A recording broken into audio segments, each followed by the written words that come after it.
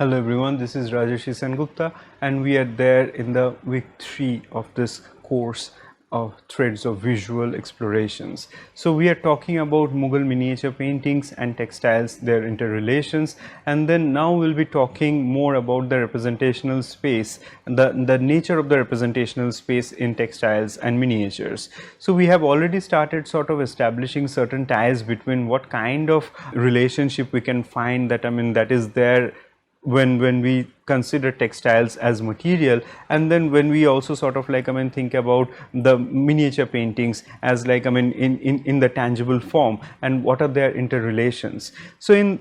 to continue this discussion, I'll probably go back to these carpets and then brocades and so on, and in this case we will sort of focus more on this figurative textile or the figural textiles. Is something that we also find that was prominently featured in the discussions of art historian Sylvia Houghtling's work, and this is something we find that how Sylvia Houghtling had sort of mentioned that this kind of figurative works, this actually form a multi-layered narrative. And if we see that how this kind of the works in which the figural motifs are depicted, and we can see that it is not just about representing particular aspects of nature or giving us certain symbolic knowledge about whatever the weaver or the patron wants to depict, but it has also this sense of movement. It also has the sense of a narrative progression. So all those things we find them to be sort of bound together in the works like this, in which we see this figural narrations.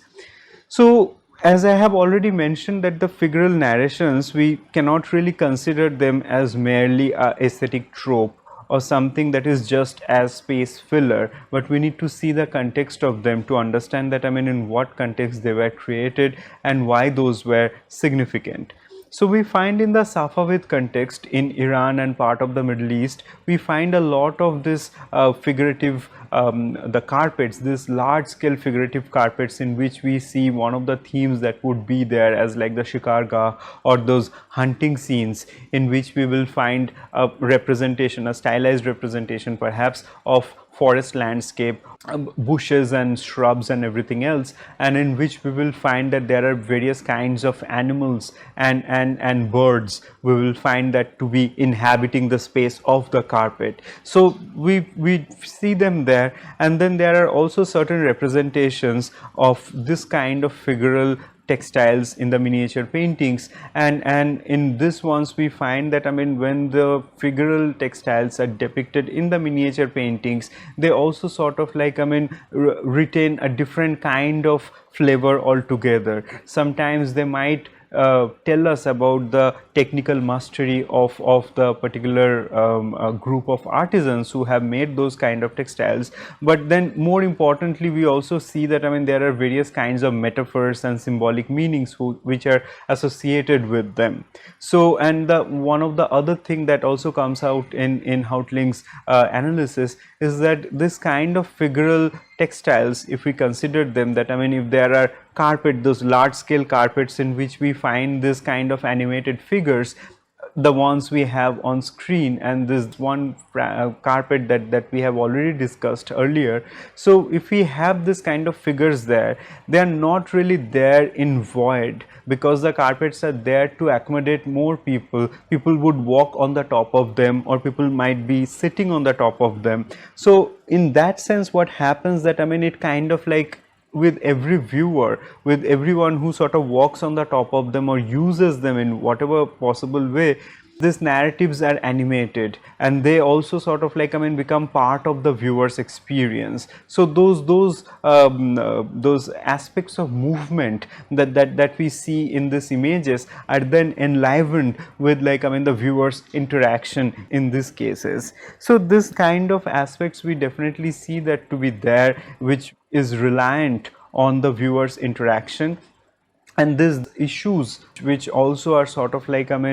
triggered by the presence of figures in these textiles will be then discussed further. So this is one of this coats, or like which is popularly known as this hunting coat, and which was made in the early 17th century, perhaps in the court of Emperor Jahangir. And it was also claimed that, I mean, it was perhaps been used by Jahangir because the kind of meticulous work that we see in this coat. And in this coat, what we see is that, I mean, this sleeveless coat that is used, and why this is also called as hunting coat is precisely because of its connection to this shikargah motif, and in which we find that, I mean, there is this meticulous depiction of the world around it, like the natural world. We can think about it that, I mean, how different kind of like trees, plants, shrubs, flowers and everything else are depicted. And then we also find that there are different kind of animals and birds. So we find that, I mean, how there are this lion couple, we find that the lion and lioness, they are there. Then there is this flying peacock. It seems to be like, I mean, flying away from the lion, but it also becomes part of this repetitive motif. And then we also have, like, I mean, how this in this hunting scene in which, like, we find this lioness is killing a deer or an antelope, and whereas this other antelope like hastily sort of runs away from the scene. So all these different kind of things we see in this textile. And here there is this one small fragment of a hillock, and then here there is also a small depiction, there is a depiction of a small water body in which there are ducks. So all this minute depiction of the different kind of plants, animals, and then like natural elements that we see them there in this hunting coat, which is also, like, I mean, built upon this shikargah motif, which was found in both Mughal India as well as in Iran. So in this coat, what we see that, I mean, a particular kind of embroidery was used. So in this embroidery that we find that to be there, it's a kind of a chain stitch that is made by a particular community, Mochi community in Gujarat, and mostly the male members of the community would work on this kind of embroidery, and in which this chain stitches are used for sort of like, I mean, making these figures almost in a low relief format. So in this one, what happens, we see that the directional stitches are sort of used for particular way in which the lines of the lines in the body of these animals or the birds would sort of work. So the directional stitches are very much important in terms of understanding the life vitality of each and every form that we see there, the kind of like the linear growth and the flow that we see within these forms, as well as the in the relationship between these different forms, as something that is achieved by this kind of directional chain stitches. The other thing we also find in this textile is this use of color. The subdued color scheme is used here, and then, like, I mean, different kind of colors are used, but I mean not really any kind of contrasting colors we can find it here. So the tonal variation, we find it to be much more subdued, and this is something we can see it here in the use of, like, I mean, how the body of different animals are executed. There is almost like this tendency towards giving it a 3D illusion, something we also see it here in this woven carpet as well, but in this case it is much more exemplified. And then, of course, that, I mean, this subtle tonality that we see here is something we have already discussed, that, I mean, how it was something that was achieved in South Asia, but perhaps not in many other parts of the world. And that is the reason, like, I mean, the dyeing of these yarns in this particular color, so that sort of, like, I mean, made this kind of tonal variation possible. Now, the other interesting part about this hunting coat is that we find that in the writing of textile scholar Rosemary Krill, that this jacket, somehow it arrived in Yorkshire in England, and it was there with Mrs. W.A. Blake, and who was trying to sell this jacket to the Victoria and Albert Museum in around like 1929, and then repeatedly her appeal was cancelled. This jacket was sent to the museum, and then the museum sent it back, and finally someone recognized that this jacket is something that is almost a priceless jacket, because it came from early 17th century, perhaps from the court of Emperor Jahangir. Then the museum finally acquired it, and then what we see in this case, that I mean how this kind of stories which are associated with the Mughal emperor and something that had happened in the 17th century, the story of this kind of textiles, they do not really stop just there in the Mughal time period, but their legacy, or like I mean the different kind of associations we create around them, or the different kind of interpretations we make about them. So those things, they continue even today. So and that is something we can also imagine, that as I have mentioned, this aspect of movement and life vitality within this motifs, and within this within like I mean the interrelation between these motifs is something that is then also enlivened with this kind of associations that we see in the 20th century. So this idea about how this motifs get animated with human interaction is something that we are not just thinking in terms of what happened during the Mughal period, but we are also kind of considering these aspects as part of the life today, whether it is in the museum or elsewhere. But then like I mean how people have also interacted with them, and then the movement that we see that is very much embedded in this jacket is then heightened and then like taken further by the human interactions those were created later on.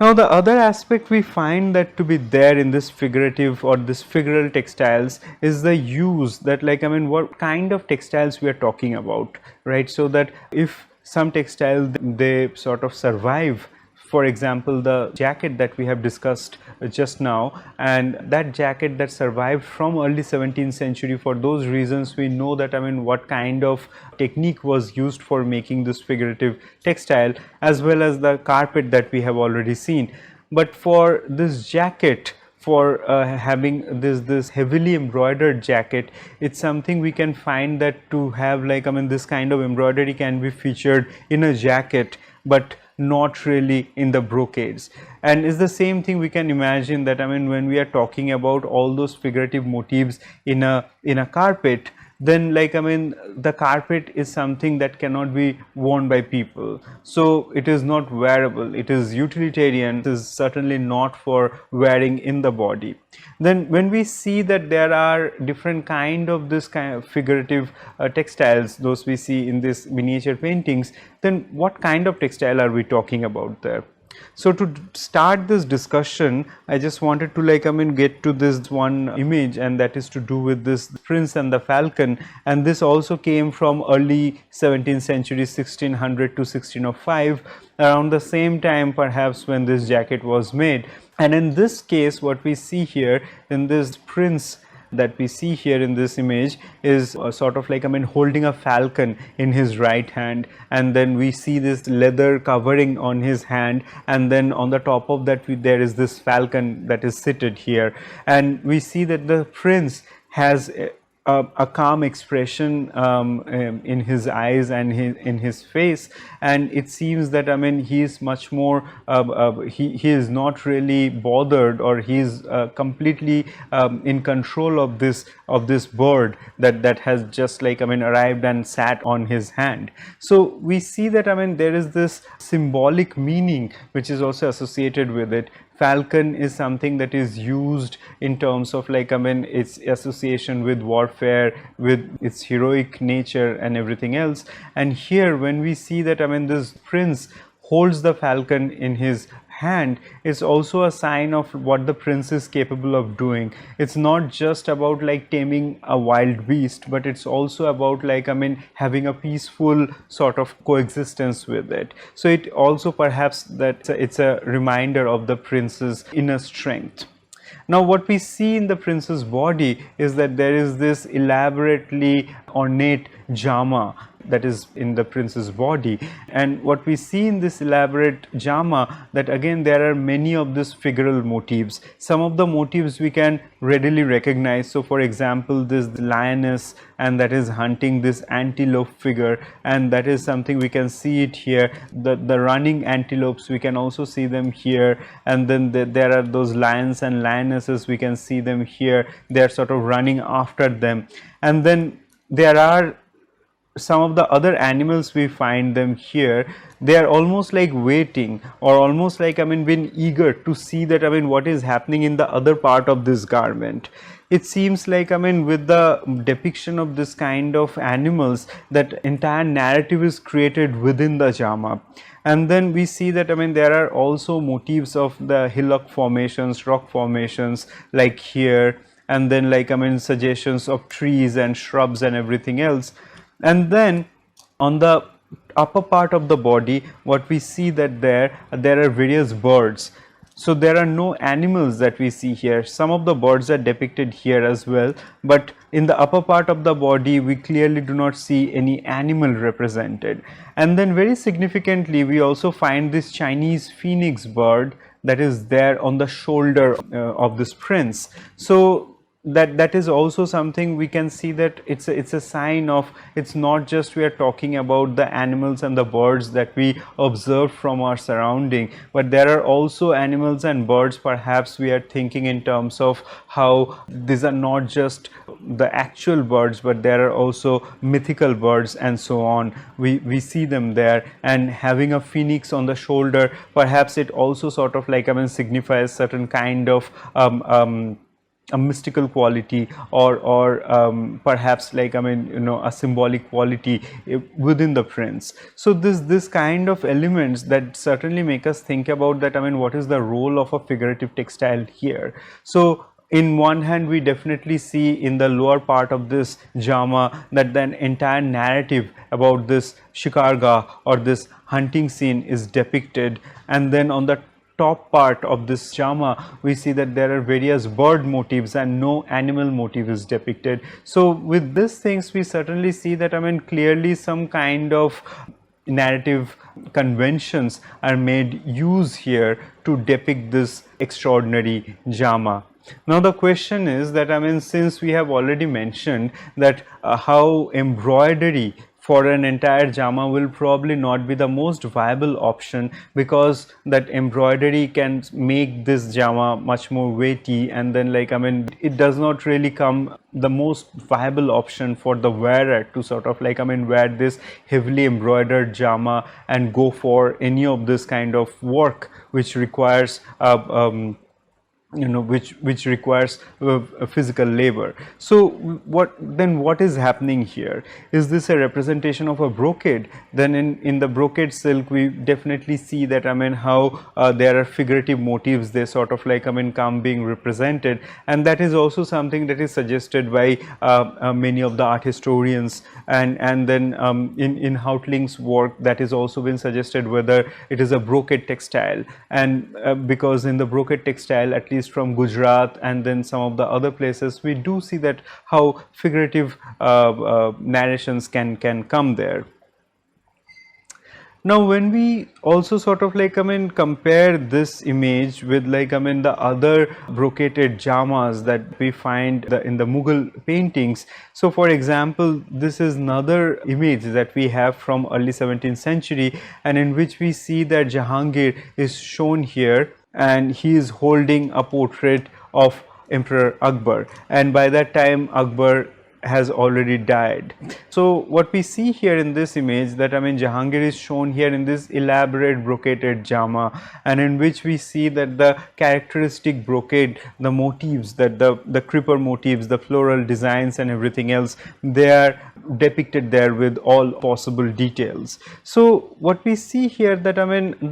and then, like, I mean, when we sort of compare it with, like, I mean, this part of this rug that we also see here being hanging, so we can imagine that, I mean, how the quality of the rug, this material quality of the rug is sort of like, I mean, made as a contrast from this silk brocade that is there in Jahangir's body. So these material qualities are then very minutely executed, and then this also gives us a sense that, I mean, the painters must have known very well that what kind of textile they are depicting where. So it is not really something we can imagine that, I mean, whether the painters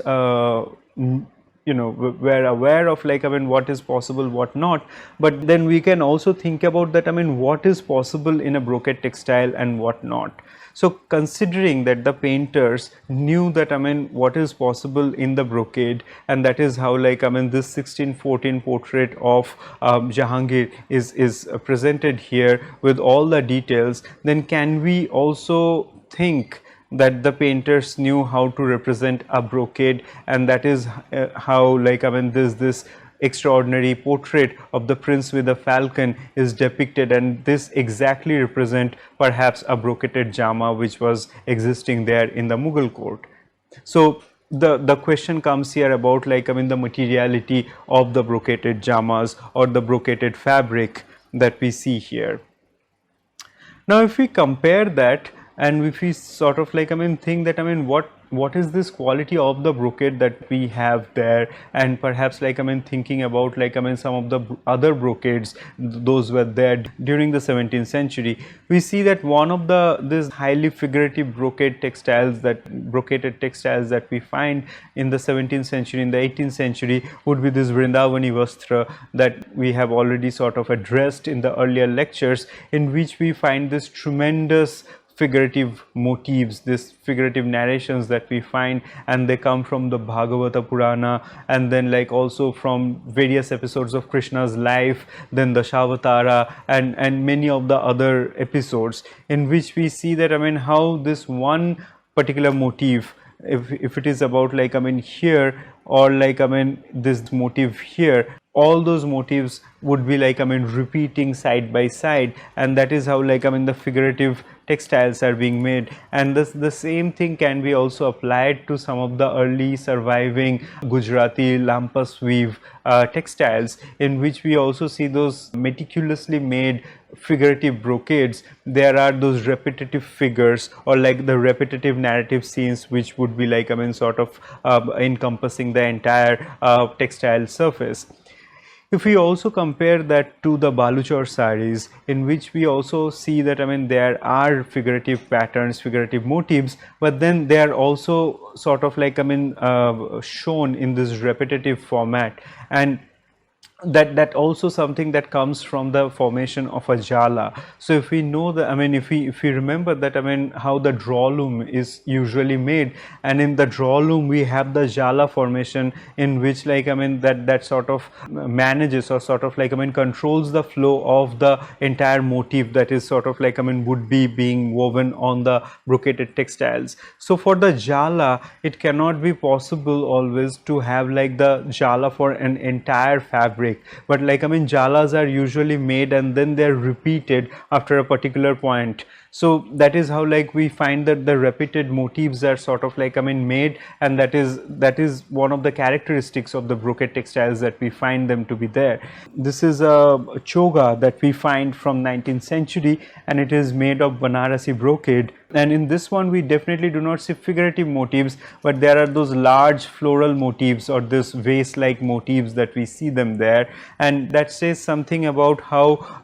the brocaded textiles would work in terms of if that is made into a wearable cloth, I mean, wearable. So in this case, what we see that, I mean, this repetition of the motif is something that is central to making of these brocades, and not really having this open field in which a narrative completely unfolds and then that is made into wearable. So this kind of issues we can see when we consider the technical aspects of making brocade. Now, considering all of these things,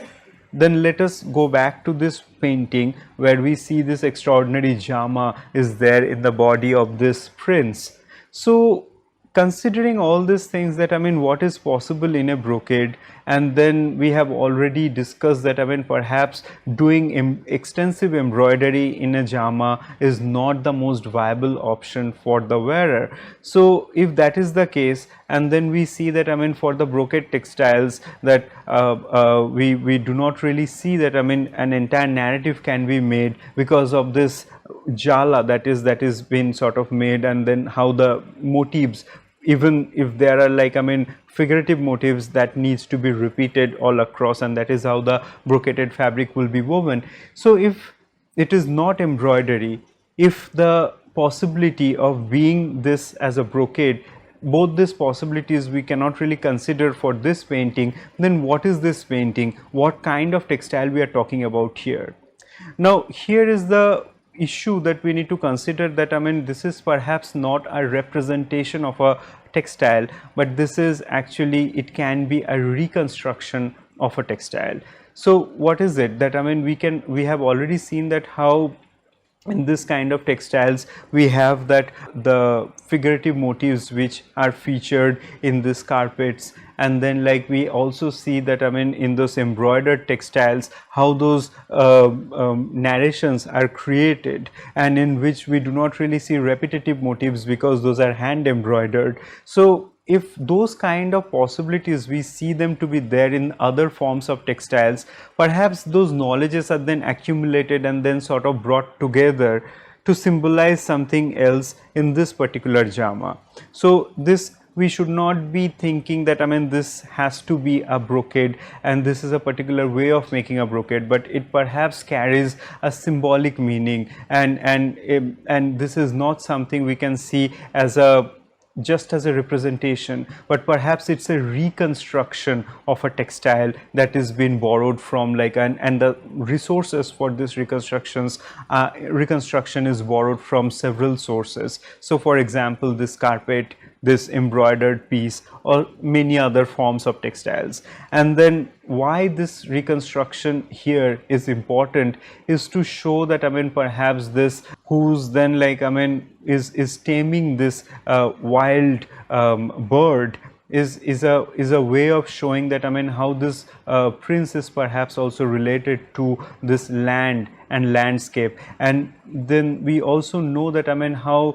kingship is something that is very much intertwined with the idea of land, whether it's a forest land, whether it's a cultivated land, agricultural land, and so on. So in this case, having the idea of this land, this symbolic representation of the land and its inhabitants within the body of this prince is something that comes as a metaphorical understanding of kingship, and then that is sort of like implemented on this jama. And we should not think that this is strictly representational, but this can be a representation, this can also be a reconstruction. Mostly I'll argue that I mean this is perhaps a reconstruction than representation. So these are some of the aspects which make us think that I mean the relationship between textile and miniature painting is definitely not a straightforward one, in which we see textile, we see the miniature paintings, and we see the precision, observation and materiality of them, and then we represent one into another. But then there are also the possibilities that they open up that also gives space for the artisans to sort of experiment further, to sort of unearth certain kind of aspects which might not be very easily expressed through words. Thank you.